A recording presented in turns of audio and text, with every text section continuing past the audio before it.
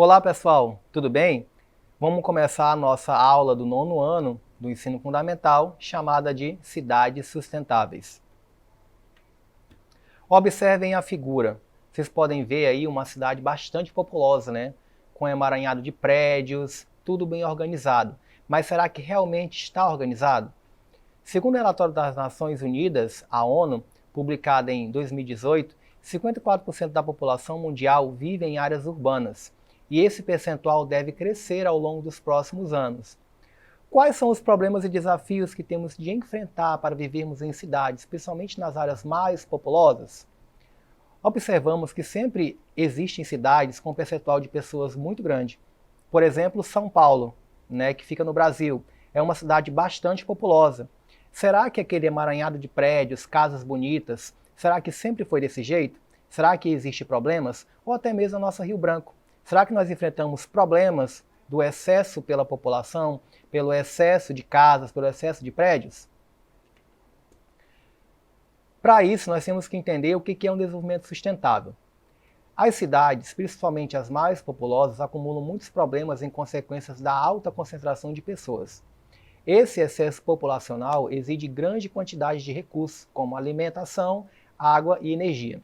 Segundo a ONU, desenvolvimento sustentável é definido como desenvolvimento que procura satisfazer as necessidades da geração atual, sem comprometer a capacidade das futuras gerações de satisfazerem de suas próprias necessidades. Então, desenvolvimento sustentável é você começar a utilizar os recursos de hoje, mas sem você mexer nos recursos futuros, para que a população futura tenha esses recursos. Para isso, nós temos que fazer uma série de mudanças para que o desenvolvimento sustentável ele ocorra de forma beneficente.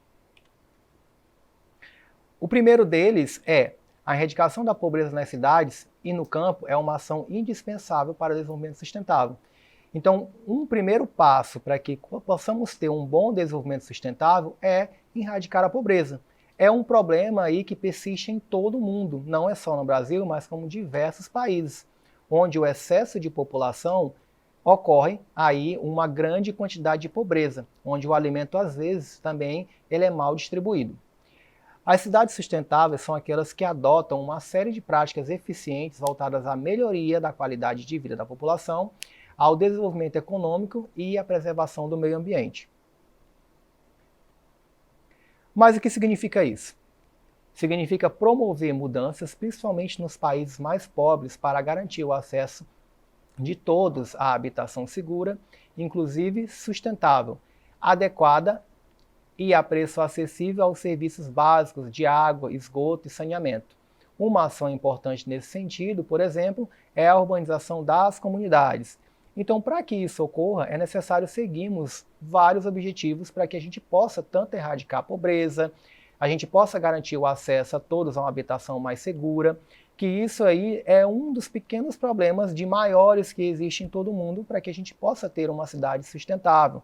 Para isso, temos que olhar para todos os fatores, fatores de educação, fatores de saúde, né, que envolvem então a pobreza. Então, todos esses fatores têm que ser então erradicados para então obtermos aí uma chamada de cidades sustentáveis. Um dos exemplos que nós podemos fazer para que nós podemos ajudar a nossa comunidade a sempre estarmos aí de olho nesse desenvolvimento sustentável é sempre contribuirmos com a questão do lixo. Por exemplo, quando se fala em plástico, nós temos copos descartáveis, sacolas, sacolas plásticas, embalagens do tipo PET, canos, e tudo que é plástico em geral deve ser descartado em um mesmo local. O que é papel, como jornais, revistas, caixas em gerais, fotocópias, envelopes, cartazes velhos, também têm que ser jogados em seu destino, que é de papel. Metal, tampinha de garrafa, latas de óleo, leite em pó, conservas, latas de refrigerante, tudo que for de alumínio e metal deve ser jogado então em suas caixas próprias para metal. Temos também aí o vidro, né, que também é um problema o vidro, porque isso pode ocasionar acidentes, né, para as pessoas que descartam esse material em qualquer local. Então os vidros devem ser também jogados em material próprio, como por exemplo, recipientes que guardam aí produtos como garrafas, copos, potes de produtos alimentícios que pode formar cacos. E temos também alimentos, né, do tipo orgânicos, que também são restos de comida, papel higiênico, lenços de papel, guardanapos. Eles têm que ser aí também alocados em um local próprio, para que depois eles possam até ser aproveitados aí depois para algum tipo de agricultura. Exemplos de práticas sustentáveis. As cidades sustentáveis buscam estabelecer algumas orientações, como incentivo à participação social, com um diálogo transparente entre governo e sociedade, planejamento eficiente da gestão urbana, aprimoramento dos serviços urbanos, gestão dos recursos hídricos e de ações para projetos ambientais, conciliação do desenvolvimento econômico e gestão ambiental e fortalecimento de parques e áreas verdes. Então, o que a gente observa aí na figura é a cidade de Extrema, Minas Gerais, como referência de conservação das águas, recuperação das matas ciliares e pagamentos por serviços ambientais. Então, observa que a cidade toda ela foi equipada, né, conforme a conservação do ambiente. Podemos fazer isso em alguns locais? Sim.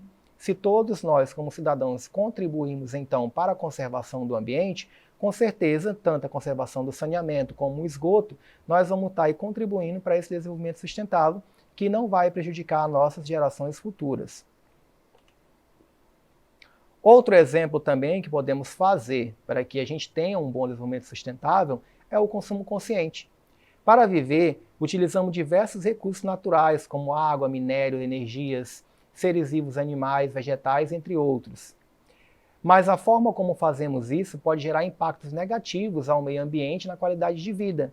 Então, conforme os exemplos que vocês estão vendo aí, por exemplo, foi aproveitado aí esses latão de metal para poder fazer lixeiras, bancos, pneus velhos foram feitos em forma de bancos.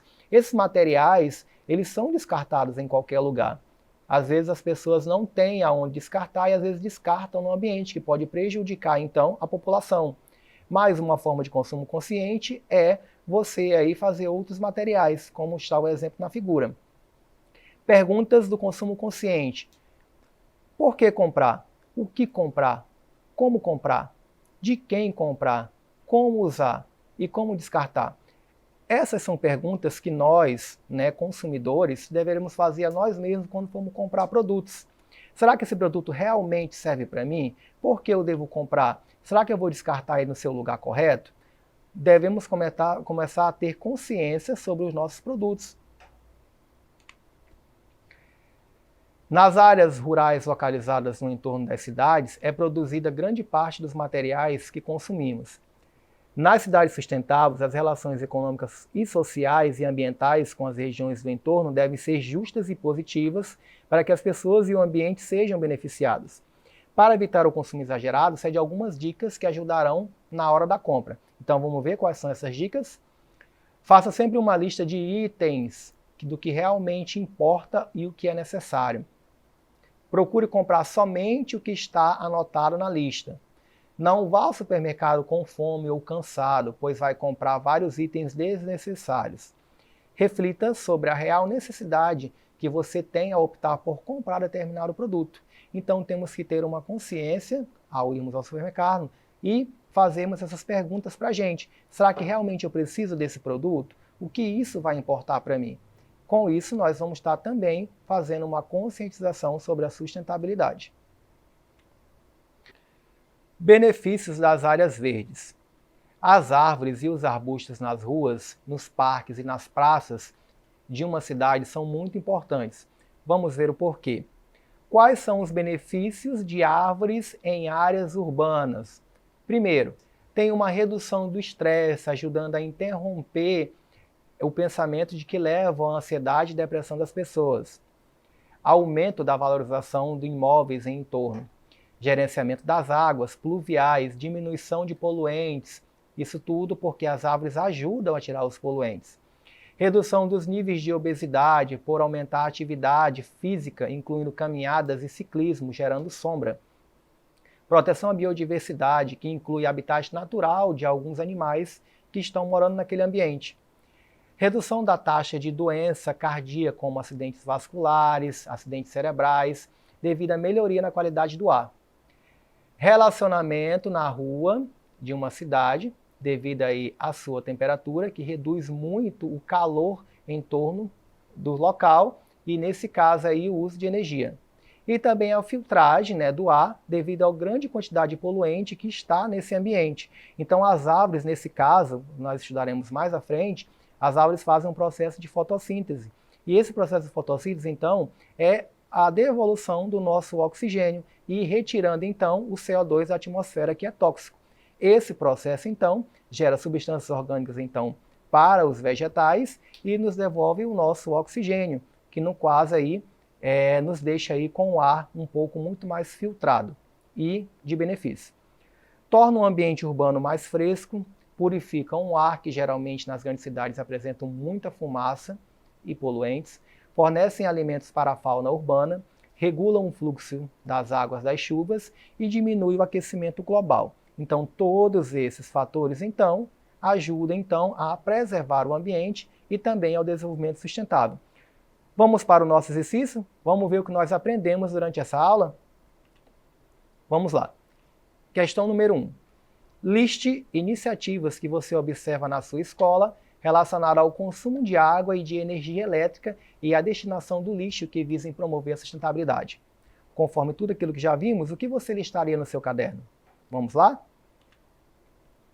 Separação do lixo reciclável, como papel de escritório, plásticos, embalagens, uso da iluminação natural durante o dia no pátio, campanha para a economia de água, entre outras ações. Você pode pensar em diversas ações para contribuir com o ambiente, não só essas que estão aí, mas essa aí já segue um passo para você participar desse desenvolvimento sustentável.